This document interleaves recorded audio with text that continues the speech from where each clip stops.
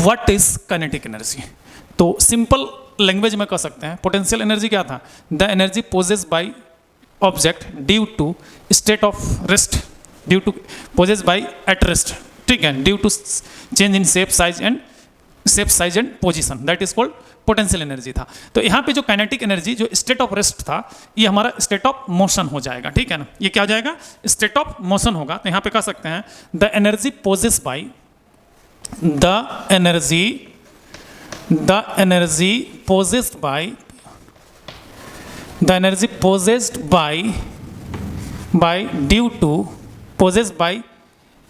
an object at due to state of motion,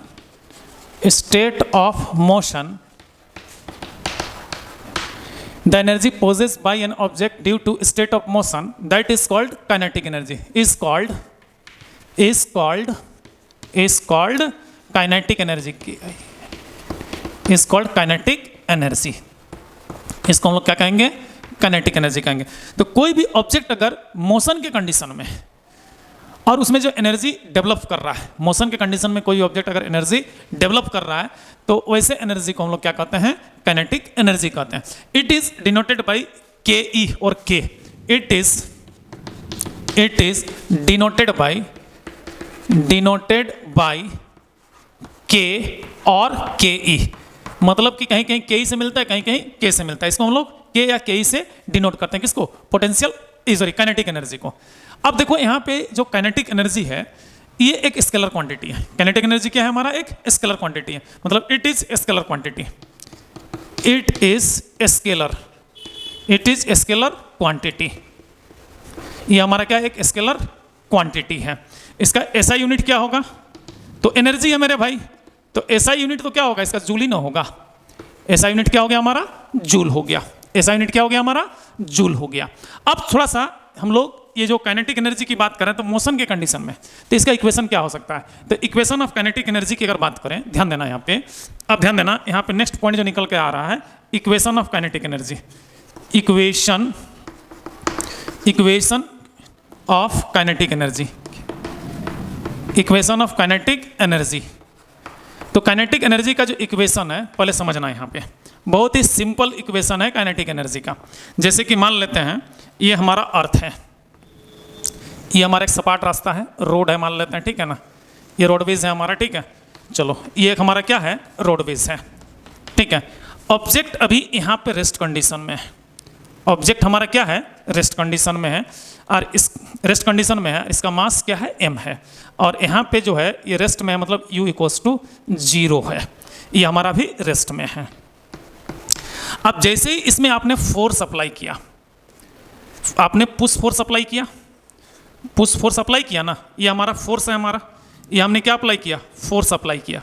तो जैसे ही force apply किए, ये ऑब्जेक्ट मूव करके यहाँ पे रीच कर गया, इस जगह पे रीच कर गया, सेम ऑब्जेक्ट m, जो भाई ए पोजीशंस पे था, इसका पोजीशंस b हो गया। लेकिन एक चीज हुआ, यहाँ पे इसका एक वेलोसिटी मिला v, वेलोसिटी क्या मिला? v, और साथ ही साथ यहाँ से इसका जो डिस्प्लेसमेंट हुआ s हुआ, ये आपका डिस्प्लेसमेंट आया यहाँ पे, ये क्या आया?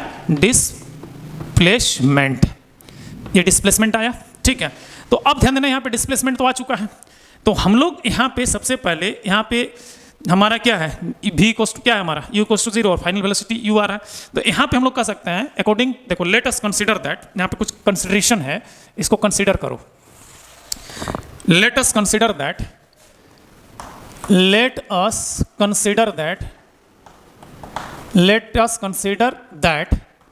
u equals to 0 equals to initial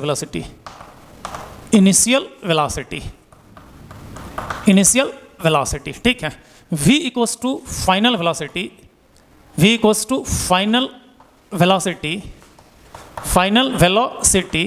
eight t time interval,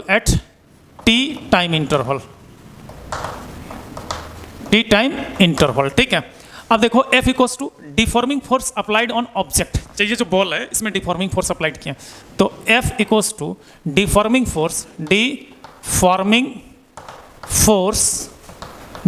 force applied applied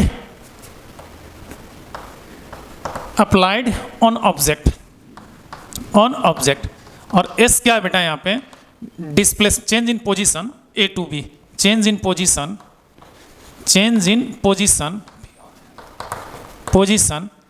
A to B. तो ये हमारा क्या हो गया, डिस्प्लेसमेंट हो गया, change in position A to B हमारा क्या हो गया, डिस्प्लेसमेंट हो गया। तो we know that third equation of straight line motion, we know that third equation of straight line motion, third equation of straight line motion. अब straight line का motion क्या है, थर्ड इक्वेशन, तो ध्यान दीजिएगा, v square equals to u square plus 2as है यहाँ पे, ठीक है ना। तो मेरे भाई u का वैल्यू क्या है, जीरो है, रेस्ट कंडीशन में है, तो यहाँ पे v square equals to zero का स्क्वायर प्लस 2as, मतलब यहाँ पे v square equals to 2as निकला, v स्क्वायर इक्वल्स टू क्या निकला, 2as निकला। अब ध्यान दीजिएगा यहाँ पे, तो v square equals to 2as निकला, तो as equals to v square by 2, ये इक्वेशन 1 हो गया। And we know that work done at motion condition, and we know that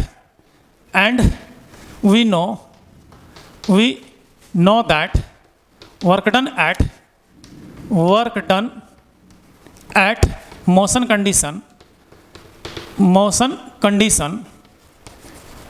at motion condition, ke equals to w equals to force into displacement, है ना।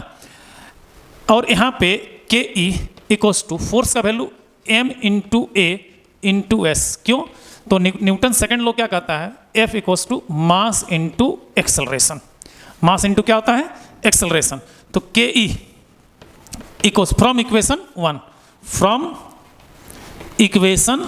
1, तो यहाँ पे K E kinetic energy K E equals to a s का value v square by 2 बैठ सकता है, तो m into v square by 2। तो फाइनली के ई का जो इक्वेशन आया वो हमारा क्या आएगा, हाफ mv स्क्वायर आया। के ई का इक्वेशन क्या आया, हाफ mv स्क्वायर, और इसको आपको लर्न कर लेना होगा। तो इक्वेशन ऑफ काइनेटिक एनर्जी क्या हो गया, हाफ mv स्क्वायर हुआ। तो मेरे भाई हम लोग पोटेंशियल एनर्जी का 2 रिलेशंस देखे थे, जिसमें से ग्रेविटेशनल पोटेंशियल एनर्जी का जो रिलेशन था mgs था, और इलास्टिक पोटेंशियल एनर्जी का जो रिलेशन था वो था हमारा हाफ kx स्क्वायर।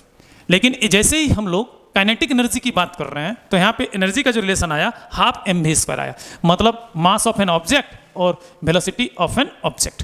तो ये हमारा काइनेटिक एनर्जी का रिलेशन।